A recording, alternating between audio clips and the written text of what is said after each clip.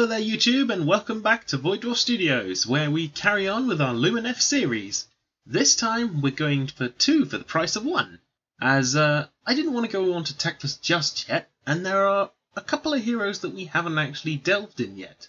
So, I figure we should just put them both together in the same video as, well, whilst one set of heroes do have a book about them, a novel I should say, the other is quite sparse on the information we have. It's certainly not a bad backstory, but it's one that could do with a little bit more fleshing out, maybe a little bit more time under the sun, just to get a feel for this character and what makes them tick.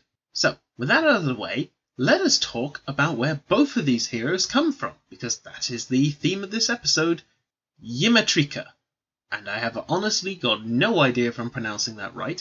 It is the southwest realm, one of the great nation paradises of Hysh, where of course resides the Lumineth Realm Lords. The Immatricians, as they are known, follow the Techlian culture, and well, they are one of the most famous nations purely because of their mountain peaks. Even before the reinvention, as it was known, many believed that if you climb these peaks, you are more and more likely to achieve a form of enlightenment. The culture and the people of Yemetric closely follow the stubbornness and stoicness of the mountains. They dislike acting hastily and commit to battle only when they feel conditions are correct, and they are also incredibly fond of using the terrain against the enemy. If you, for example, were a Chaos Warband and you decided to cause trouble around those parts, then the Immatricians have a fun little tactic that they love to do, which is very defensive. What they will do is they will tend to use various sections of the valleys and mountain passes and use their superior skills and tactics to basically ruin any numerical advantage you might have had. And when you consider the fact that there is a large number of spirits of the mountain that dwell in this land, you know, the giant cows with the massive hammers, yeah, those things. Let's put it this way. When a large hammer comes hurtling out of nowhere and smacks your mate down into the ravine below, you suddenly start questioning your life choices. As such, having such a fantastic defensive army means that they're pretty prepared for anything. And if they decided to go on the offensive, they have a fondness for finishing the battle in a single titanic fight, a single blow. They'd rather get it over quickly, with the aim that, you know, most severe blow will mean that the war ends faster, aka fewer casualties, and that's just how they rock and roll. They are very closely linked to their mountain home, and they act a bit like it. Hell, this is the place where Avalon all comes from. The Stoneheart King, you know, a guy who has the ether quartz rock formation. Yeah, he's kind of a big deal around those parts. But let us start with the voice of Tyrion, Warden of Yemetrica, voice of the Lord Phoenix, and Supreme Venari Lord Regent, figurehead of all the Tyrannoc nations, and speaks with the authority of Tyrion himself, and he tends to be a bit of a spokesperson whenever the Techlian elite are in any kind of debate. Now, we've already gone over Venari Lord Regents in a previous video. Basically, these are super cool-headed commanders who are very, very skilled at getting the best out of your Venari, the military side of the Lumineth forces. And because of this, when you find a guy who Tyrion thinks is, you know, worthy of the title of Lord of the Phoenix, and also considered to have the authority to speak as though he were Tyrion, this is clearly an individual who is worthy of some respect, at the very least. How he got into this position is not particularly talked about. Well, there isn't really any information about it. He just is at the moment. Hopefully we will have more story and backstory to... Hopefully we'll have more backstory to kind of lift the veil on how this interesting meeting must have happened between Tyrion and this young elf. However, Lyria Uthral appears to be like most Venari Lord Regents, really cool and calm exterior, and being able to sort diplomatic issues with a word without raising his voice. The tricky side to him comes, the edginess as it were, is that this guy's actually kind of borderline on the steps of psychotic, one might say. I mean, that's fairly understandable when you consider the fact that the poor guy has, well, when he's had to watch most of his family and home city get invaded by Uruks. Not particularly a wonderful fate, to be quite frank, as Uruks have this horrible habit of, well, killing things everywhere they go. You see, whilst he was away from his hometown of Muvhail, there was an Uruk invasion, which kind of resulted in the death of his family and friends and the destruction of his home city. Now, the fact that he was off defending Torlimina from an army of flesh-eating cannibalistic mordants, who are definitely not the kinds of neighbours you want on your doorstep, didn't really understandably help this elf individual, and he's kind of on the brink of breaking down. It's only thanks to the wonderful emotional sucking powers of ether quartz with 3 personal Skinari Cathalars. You remember them, the ones who literally take your emotions away and weaponize it. Basically, when those 3 are around, he will go off somewhere quiet and, well, somewhere where he can't be heard, and then scream into the void and, cry like crazy, bawl his eyes out and have fits of hysterics, and all that emotion is then drained from him, and he resumes his cool-headed and logical exterior, so that the other Luminef don't see how badly he's suffering, because, I'm pretty sure if you knew your commander was 1 or 2 pokes away from falling off a cliff and full-on rage, depression / mental breakdown, you probably wouldn't want him in control of large armies, and the fact that he's speaking with the voice of Tyrion kind of makes this worse. I'm not sure what Tyrion's doing. He seems to have a habit of picking individuals who either could become monsters or are borderline going to become monsters, and seems to enjoy poking them into situations where you run the risk of them really becoming monsters. I don't really know what Tyrion's doing, or what his thought process is in that one. Only time will tell, I suppose. However, it cannot be denied that Lyriel Uthral is a fierce defender of his homeland, and should not be underestimated in any kind of conflict. To represent this, he has a very, very, very decent war scroll. As he is a Lord Regent, he is riding his wonderful little light courser, known as Pharrell, a white variant of a light courser, and a very nippy mount at that. He can move 16 inches, he has 6 wounds, 9 bravery, which is very good, and 3+ save. He is armed with the Demonbane Lance, which deals extra damage against demons and chaos. Normally, this thing will hit and wound you on 2s, -2 rend and d3 damage. It's a single attack, but that's not half bad. The difference becomes that when you're fighting demons or anything with the chaos keyword, it's just a flat 3, which, that's pretty handy, especially as it has a 3-inch range, which means he could in theory be a bit sneaky and have someone in front of him whilst he continues to stab people. That's potentially hilarious. And on top of this, the sun metal weapons, as is a rule amongst all Venari Lord Regents, whenever he hits something on the roll of a 6, he inflicts a mortal wound on the target, which is pretty damn awesome. And he has the special rule, the Voice of Tyrion. When you consider that Tyrion is a military genius, and now he's a god, he's essentially one of the most bonkers military commanders in the mortal realms, Lyrior is part of Tyrion's inner circle and speaks with said authority. To represent this, at the start of the hero phase, so long as Teclis isn't part of your army, you roll a dice, and on a 2+ you get an extra command point. Now, considering that the new edition of Age of Sigmar is going to be coming out relatively soon, and there seems to be a big push for loads of different command abilities, having an extra one on a 2+ seems pretty damn tasty if you ask me.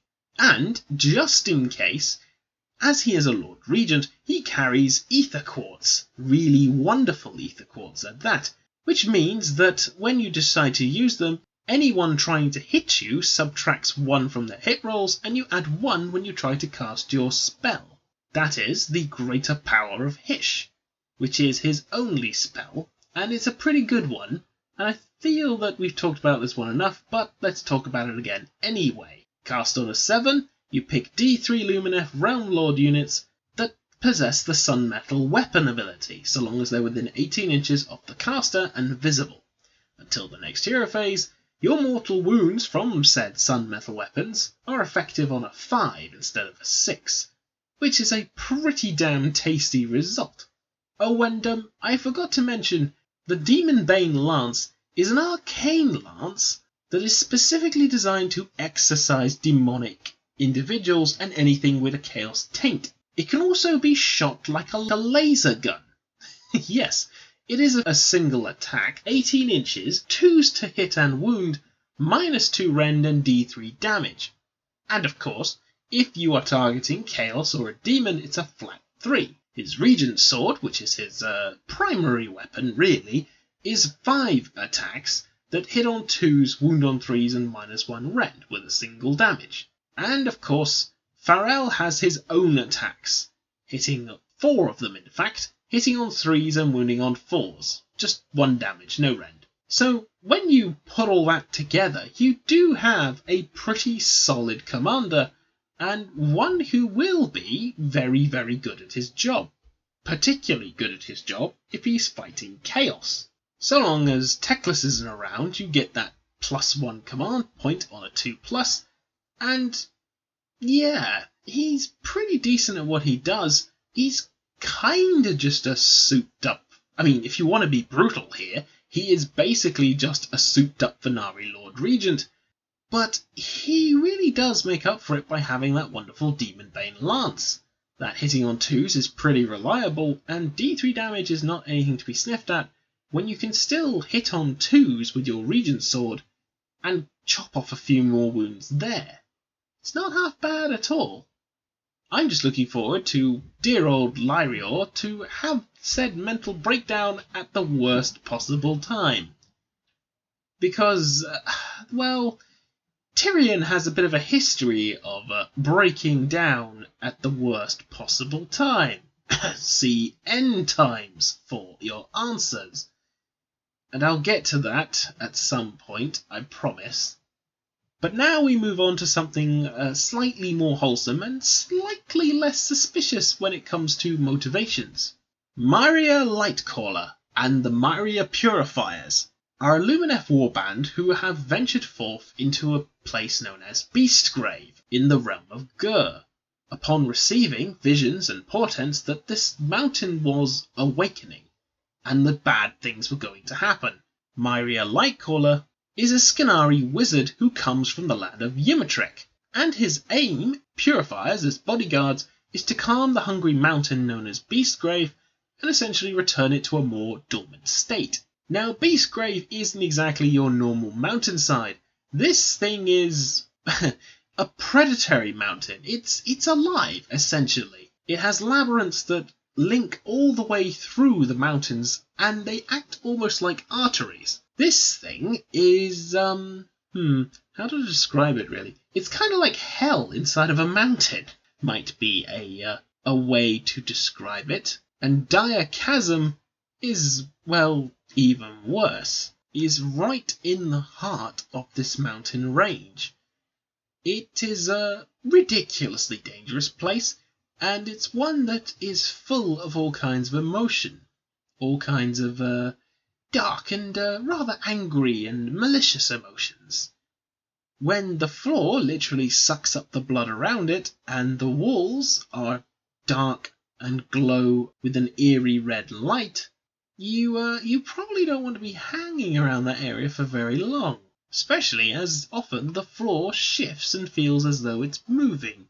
Myra Lightcaller, along with his familiar Yulari, which you may recognise as being a familiar of Selenar, as owls for the Lumineth often like to do, decided that they needed to try and calm the mountain down, as many factions were fighting for control of this mountain, and Myra felt this was a bad thing, especially when they encountered the Hedonites of Slaanesh, known as the Dread Pageant, who were attempting to perform rituals to try and awaken the mountain and effectively suck and absorb all the emotions it had. They were successful in preventing this, but realized they needed to stick close to this bestial mountain in order to ensure that the balance of power doesn't get tapped into again and doesn't be usurped for more nefarious purposes. Now, Myaris Lightcaller is a character and a warband that you can use within the Lumineth army, so they do occasionally venture out from their mountain home and try to dazzle and sear their foes alive. And Myaris has a fondness for dazzling and searing foes alive. With a pretty decent 5 wound, 8 bravery, 5+ save and a 6-inch move, it's a pretty standard wizard, really.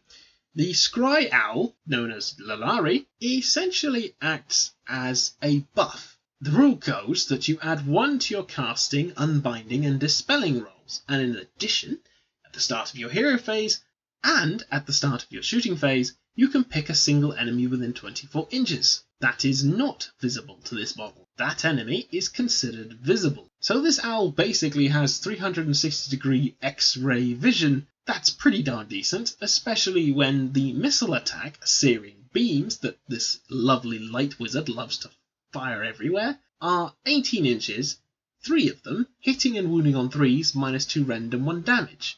And that's not half bad.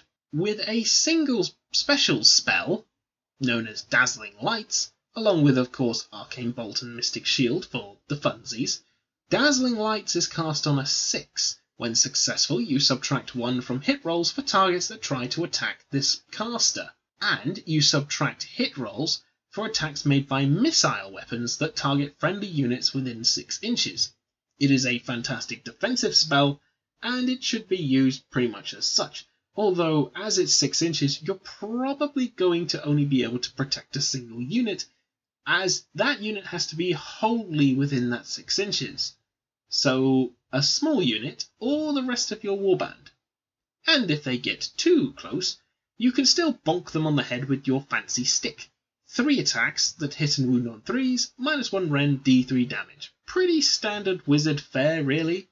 But Dazzling Lights is not a bad spell, especially as it means that in combat your enemy's at a disadvantage, and when people are trying to shoot at you and your buddies, they are still at a disadvantage.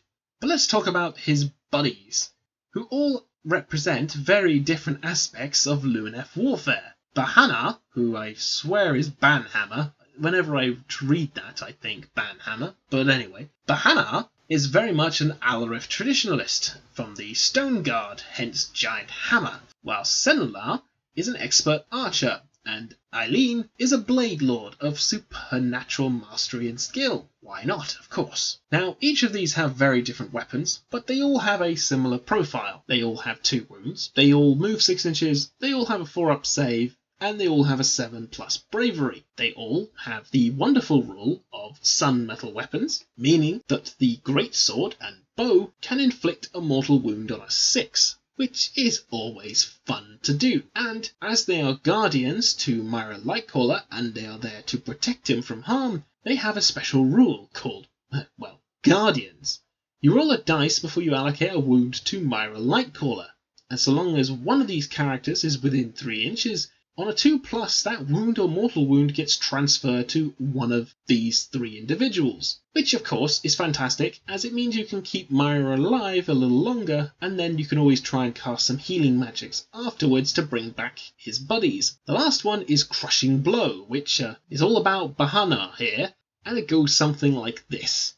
On an unmodified hit roll of a 6, you add an additional point of damage, which is really handy considering that whilst his stone mallet does give him 3 attacks that hit and wound on 3s with a -1 rend, he only does a single point of damage with each, which is kinda meh, but having that 6 means you get to inflict an extra 1, so it's not that bad. Eileen has that wonderful greatsword, which is 2 attacks that hit and wound on 2s, -1 damage, which is, it's not half bad. That's pretty decent. Whereas Selenar has Venari daggers for up close and personal work, It's just one attack that hits on a 3 and wounds on a 4, with a single point of damage and no rend, but of course that's not why you have Eileen there. Eileen has an Elorian warbow, 18 inches, 2 attacks that hit on 3s, wound on 4s, -1 rend and 1 damage. And as the warbow on a 6 can explode into mortal wounds, that's not a terrible trade-off. Now, Myaris Purifiers are an interesting unit to add to your army, as they have to be brought together, and in total they cost 220 points in a matched game. That's not too bad, but as with an awful lot of warbands, they're very situational. They do make a great story piece, of course. You have Myaris Purifiers trying to defend the mountain, and you have a couple Lumineth buddies joining them and, well, defend the mountain alongside them. And of course the models are gorgeous in and of themselves, so you could always use them for different champions for your units, just to make your army stand out to be a bit different. There's no harm in that. And yeah, I personally think they're very pretty models. I hope you've enjoyed this little episode from Void Dwarf Studios. Thank you all very much for watching, and thank you all for supporting this channel. If you have any queries, questions, comments, please put them down below. I look forward to reading each and every one of them. Thank you all so much for watching, and I hope wherever you are, you're having a great week. Until then, take care everyone.